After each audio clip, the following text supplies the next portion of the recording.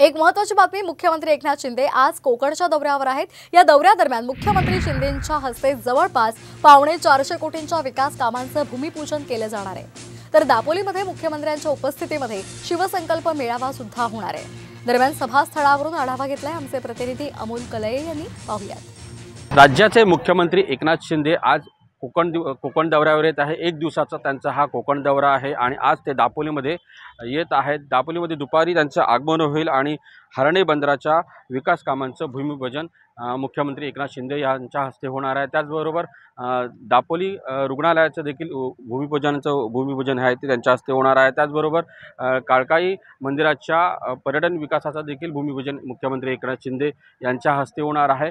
दापोलीमध्ये त्यांची ही जाहीर सभा होणार आहे। आपण ज्या ठिकाणी सभा होणार आहे आझाद मैदान या ठिकाणी याच दापोली मतदारसंघाचे विद्यमान आमदार योगेश कदम यांनी जे आहे 2 दिवसापूर्वी खदखद व्यक्त केली होती। भाजपच्या एकंदरीत कामाविषयी एकंदरीत जे राजकारण आहे त्याविषयी नाराजी व्यक्त केली होती। त्याचबरोबर रामदास कदम शिवसेनेचे नेते रामदास कदम यांनी देखील भाजपबद्दलची आहे एकंदरीत नाराजी व्यक्त केली होती। एकंदरीत एकनाथ शिंदे काय बोलणार याकडे सर्वांचं लक्ष लागून राहिलेलं आहे। अमोल कलये, साम टीव्ही, दापोली, रत्नागिरी।